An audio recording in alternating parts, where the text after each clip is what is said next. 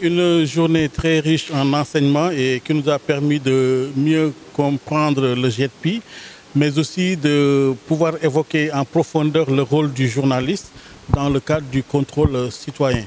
Parce que le journaliste, comme son nom l'indique, est un pourvoyeur d'informations et en tant que tel, il doit faire de sorte que les citoyens, le public accèdent à la bonne information pour pouvoir prendre des décisions, mais aussi comprendre ce qui se fait au niveau de la société, au niveau du pays.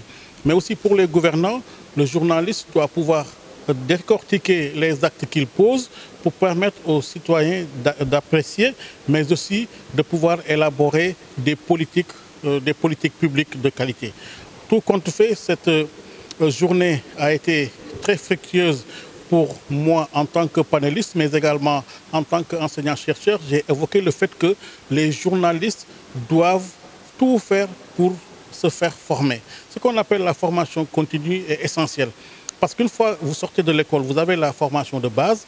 Il faut, dans votre spécialisation, être en contact avec les meilleurs experts, les meilleurs praticiens pour voir un peu l'évolution, comprendre les phénomènes pour pouvoir en rendre compte fidèlement.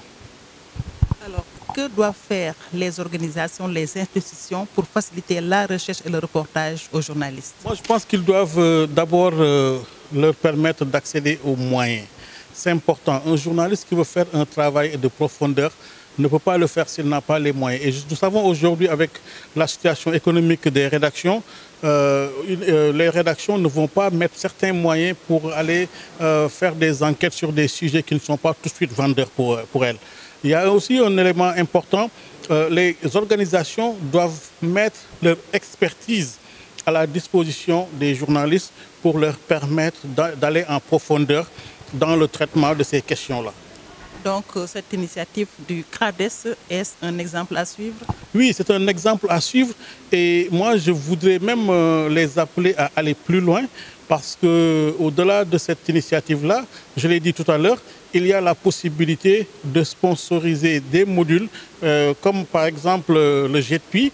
Les jeunes aujourd'hui doivent savoir ce que cela veut dire parce que nous sommes en train de dépasser les industries fossiles et à ce niveau-là, je pense que le fait d'utiliser ces énergies renouvelables-là peut être un élément important pour le pays de manière générale.